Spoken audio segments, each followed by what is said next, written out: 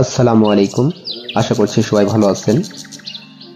আজ আবারও গ্রাম বাংলা থেকে সংগ্রহ করলাম প্রকৃতির সেরা দৃশ্য। শেষ পর্যন্ত দেখুন, আশা করছি ভালো লাগবে। এখন বৈশাখ মাসের শেষ, ফসলের মাঠ ফাঁকা, তাই কৃষকেরা রাখালেরাও নেমে পড়েছে তাদের গরু ছাগল নিয়ে মাঠে ঘাস খাওয়ানোর জন্য। এদিকে দেখুন একটি সুন্দর দৃশ্য, চড়ুই পাখির বাসা। এই জিনিসগুলো আর দেখাই যায় না, কত নিখুঁত তৈরি দেখুন। মানুষও এত নিখুঁত করে বানাতে পারবে না, এত সুন্দর করে তৈরি করা হয়েছে। এদিকে দেখছি ছোট বাচ্চার দুরন্তপনা, শৈশবের দুরন্তপনা।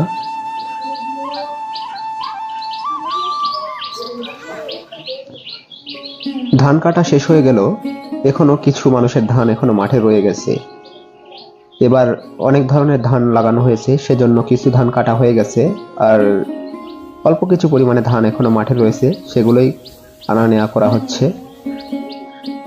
এদিকে গরু নিয়ে ফিরছেন বাড়িতে, মাতৃত্ব স্নেহ দেখছি এখানে। মা ঘাস খাচ্ছে আর বাচ্চা খাচ্ছে দুধ। আসলে সুন্দর দৃশ্য। আসলে গ্রাম বাংলা যারা ভালোবাসেন তাদের কাছে এই ভিডিওগুলো ভালো লাগবে। আমরা সবসময় চেষ্টা করি গ্রাম বাংলার সেরা দৃশ্যগুলো আপনাদের তুলে ধরার জন্য। এদিকে দেখছি দুই রকম দৃশ্য, একদিকে এক কৃষক গরু নিয়ে বাড়ি ফিরছে, অন্যদিকে ধান সিদ্ধ করা হচ্ছে। আমাদের গ্রামের সবচেয়ে শান্তির জায়গা, যেখানে সকল ধরনের মানুষ এসে বসে ও রেস্ট নেয়। বসন্তকাল চলে গেলেও কোকিলের ডাক কিন্তু শেষ হয়ে যায়নি।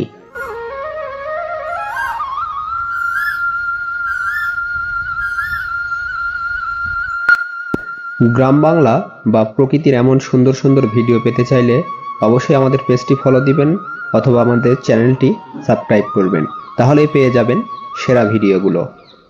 সাথেই থাকুন, শেষ পর্যন্ত দেখলে অনেক ভালো লাগবে।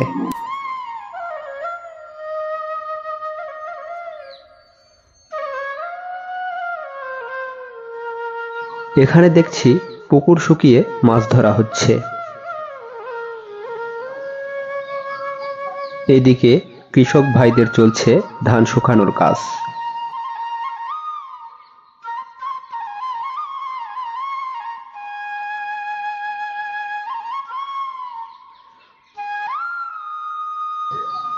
ঘুরতে ঘুরতে চলে আসলাম আমাদের গ্রামের মূল কেন্দ্রে, অর্থাৎ ঈদগাহ মাঠ ও পাকিশা প্রাইমারি স্কুল মাঠের মাঝামাঝি পানাউল্লাহ খালের ওপর অবস্থিত ব্রিজের উপর থেকে আমি দেখাচ্ছি প্রকৃতির সেরা সৌন্দর্য।